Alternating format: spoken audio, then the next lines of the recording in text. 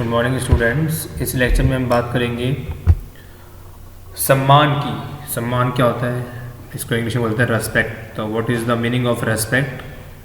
That everybody knows that everybody wants to be in respect by the other self. तो मैंने आपको बताया था आपको कि if you want to be in the position for respect then it is very important that you should give respect to your self. Okay, if you are not giving respect to your self then you can't imagine that you can find or you can get respect from the other self who is in front of you. and respect belong करता है आपके individual से, ठीक है ना। तो respect means individuality, ठीक है। और प्राइम ऑब्जेक्ट होता है, ठीक है, रेस्पेक्ट का वो क्या होता है, वो आप खुद इंडिविजुअल होते हो, ठीक है।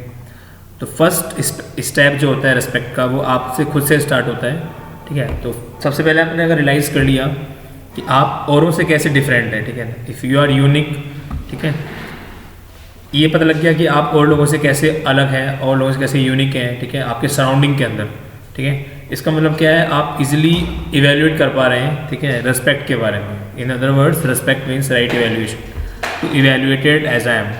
If you respect a human being on the basis of I, following things are true for every human being. इसका मतलब क्या हो गया, अगर आप एक ह्यूमन बीइंग को रेस्पेक्ट कर रहे हैं किस बेसिस पर, आई की बेसिस पे, आई मतलब सेल्फ के बेसिस पे, तो कुछ चीज़ें हैं जो सही हैं हर एक इंसान के लिए। वो क्या क्या चीज़ें हैं? तो फर्स्ट जो है वो है I want to happiness, I want happiness and prosperity. ये हम पढ़ते आ रहे हैं हैप्पीनेस एंड प्रोस्पेरिटी क्या होता है। The other two wants to be continuously happy and prosperous. जो सामने वाला इंसान है वो भी चाहेगा आपके साथ खुशी में रहना। To be happy I need to understand and live in harmony at all 4 levels of my living. खुश रहने के लिए ये बहुत इंपॉर्टेंट है कि जो आपकी हार्मनी है वो चारों लेवल्स पे हो। वो लेवल्स कौन कौन से होते हैं? पहला खुद का लेवल है, सेकेंड आपकी फैमिली का लेवल है, थर्ड जो लेवल है वो है सोसाइटी का लेवल है, फोर्थ जो है नेचर का लेवल है। तो अगर आपको इन चारों लेवल्स के अंदर कहीं भी डिस्टर्बेंस क्रिएट हो रहा है, ठीक है, among 4 levels if there is a disturbance then you can't imagine that you are living in proper harmony. आगे the other also needs to understand and live in harmony at all 4 levels of his or are living, ठीक है। तो सामने वाला इंसान भी है, उसको भी यही समझना इंपॉर्टेंट है कि हार्मनी काफ़ी इंपॉर्टेंट है उसकी लाइफ में, अगर वो ज़िंदगी जीना चाहता है एक प्रॉपर वे के अंदर और चारों लेवल के अंदर। आगे the activities in me are continuous. जो एक्टिविटीज़ करते हो आप लगातार होती हैं। We can check these for our desires, thoughts and expectation. हम चेक कर सकते हैं कि क्या क्या होती हैं। आपका डिज़ायर हो गया, आपकी थॉट हो गया, आपका एक्सपेक्टेशन हो गया, ठीक है। वो हर इंसान का desire, thought and expectation are different, ठीक है। It is the same for the other I as well. ये प्रोसेस है वो सबका सेम होता है। Everybody wants to be desire, everybody create a thoughts in their mind, everybody keep expectation. The activities are continuous there as well, and the other two has continuous desires, thoughts and expectation. It is not important the desire, thought, expectations are same, but everybody creates, everybody keep, everybody wants, desires, thought and expectations. They can be different, they can be same. It's depend to the person, ठीक है। So next is when we see the above, what can we conclude? तो हमने अभी 3 points को पढ़ा, क्या conclude करते हैं इनसे? The other person also feels quite like me. जो सामने वाला इंसान है वो हमारी तरह बिल्कुल अच्छा फील करता है। There are so many similarities. हो सकता है काफ़ी सारी सिमिलैरिटीज़ हो हमारे सामने वाले इंसान से हमारे में। Let us put down these similarities in order one by one. First क्या है, we both want to be have continuous happiness prosperity. हम दोनों चाहते हैं कि जो हैप्पीनेस प्रोस्पेरिटी हो हमेशा की बनकर बना रहे। I told you earlier the difference between wealth and prosperity. If a person who is wealthy then it is not compulsory that he or she is prosperous, but if a person is prosperous then he or she can be healthy for sure or wealthy for sure.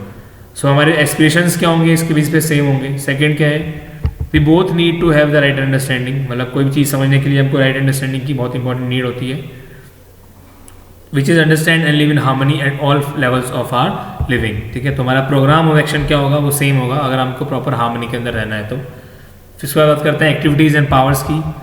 तो वो क्या होता है, अगर हमारे activities and powers, तो हम चाहते हैं कि सेल्फ में क्या रहे, कंटिन्यूस रहे और हमारे लिए क्या उन चीज़ सेम होनी चाहिए हर लेवल पे, ठीक है। तो उसका एक ही रीज़न है पोटेंशियल, ठीक है। अगर हमें पोटेंशियल है, every person or everybody keep a different potential. For example if you say to Shahrukh Khan that do study for long hours, it is not possible, but if you say to Shahrukh Khan that do acting for long hours, he will do easily. The same for you, if I say to you that do acting for long hours, you can't do, but if I say to you keep playing cricket or keep listening music or keep doing study for long hours, then you can do easily.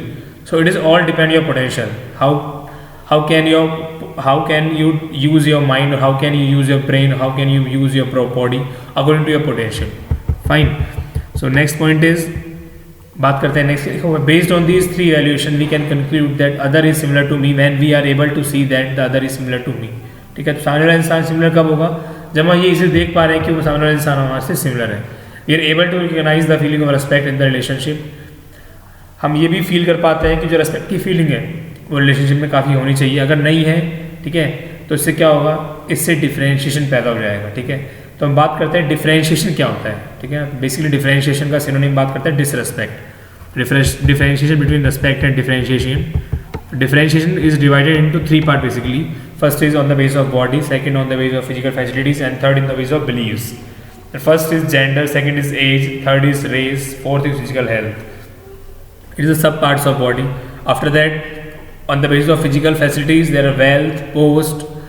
On the basis of beliefs, there are ISMs, isms. Ism मतलब होता है basically some kind of suffix which means वाद, like social, जैसे communism हो गया आपका, capitalism हो गया आपका. ठीक है ना, एंड सेक्ट्स. ठीक है, तो बात करते सबसे पहले on the basis of body. तो फर्स्ट आपका सेक्स ऑब्लिक जेंडर. आपके जेंडर के ऊपर, आपके सेक्स के ऊपर क्या, किस तरीके से क्या होता है, डिसरेस्पेक्ट होता है, किस तरीके से डिफरेंशिएशन होता है. तो ये बहुत नॉर्मल चीज़ है कि कभी कभार देखा गया बहुत जगह कि अगर आपके घर में एक बेबी गर्ल बॉर्न हो रही है तो इसका मतलब तो इतना खुशी नहीं मनाते, लेकिन अगर वो बेबी बॉय है तो लोग वहाँ बहुत पार्टीज़ करते हैं, काफ़ी अच्छे से फंक्शंस करते हैं. But this is not good.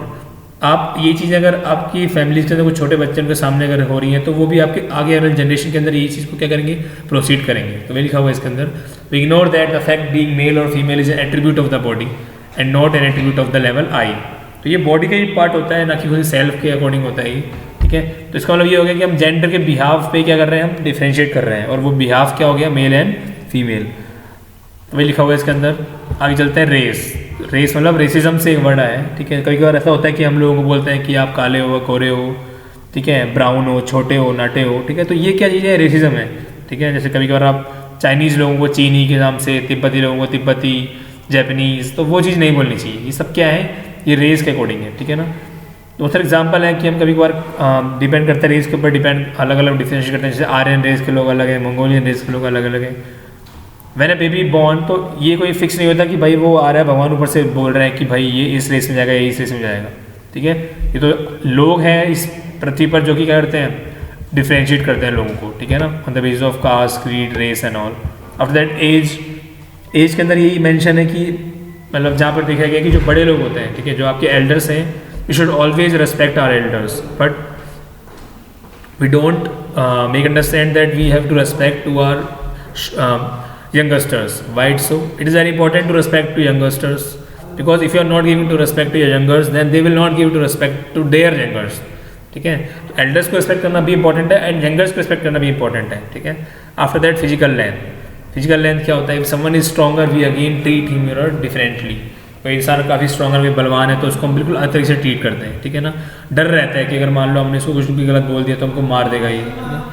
उसके बाद on the basis of physical facilities. First है वेल्थ. तो अगर एक इंसान काफ़ी अमीर है, काफ़ी रिच है, ठीक है, तो हमको उसको कैसे मान लेते हैं कि ये रिच पीपल है, काफ़ी आइडलाइज्ड है. ठीक है, ये भी नहीं होना चाहिए. वही लिखा हुआ है इसके अंदर, we don't even bother to find out whether such people are feeling prosperous or if they just have wealth. मतलब हमने मान लिया कि वो इंसान काफ़ी अमीर है तो हमने मान लिया कि वो हमारे आइडियल हो गया, लेकिन हमको पता नहीं है कि वो इंसान अमीर होने के बाद इफ़ ही इज़ और शी इज़ फीलिंग प्रॉस्पेरियस और नॉट. ठीक है, यार होता है कि इंसान, मैंने पहले ही बताया कि वो काफ़ी अमीर होता है, लेकिन आफ्टर सम टाइम और हम जब अगेन मिलते हैं इंसान से तो लगता है कि ये तो खुशी नहीं है. तो वेल्थ के अकॉर्डिंग भी आपको डिफरेंशिएट करना गलत चीज़ हो जाती है. पोस्ट मतलब क्या बताया था मैंने आपको, पोस्ट के अकॉर्डिंग डिफरेंशिएट करना भी गलत हो जाता है. ये मान लो मैंने एग्जाम्पल दिया था, समटाइम्स इवन आई और even you all differentiate according the post, that is not good. तो वही लिखा हुआ इसके अंदर, we try to respect on the basis of person on position. It is important to give respect according to post, but don't differentiate. Okay, the post is wrongly evaluated as the rank, as the mark of person's excellence and differentiation sets in. The post is considered important either on the basis that it gives more physical facilities or on the basis that certain positions are assumed to be important. In our education, we are trained directly or indirectly to earn post for us to fetch respect. तो हमारी जो society है, हमारा जो education system है, इसके अंदर हमको चाहे डायरेक्टली हो चाहे इनडायरेक्टली हो, लेकिन ये सिखाया जाता है कि आपको पोस्ट कैसे अचीव करनी है, क्योंकि पोस्ट अचीव करो तो क्या मिलेगी, आपको रेस्पेक्ट मिलेगी. ठीक है, तो इस लेक्चर में अपन ने यही स्टडी किया कि हमने किस किस के अकॉर्डिंग किसको डिवाइड किया। आगे हम लेक्चर में डिवाइड करेंगे बिलीव्स के अकॉर्डिंग। ठीक है, तो मिलते हैं नेक्स्ट लेक्चर में। तब तक के लिए इस लेक्चर अच्छे से पढ़िए। Take care, bye bye.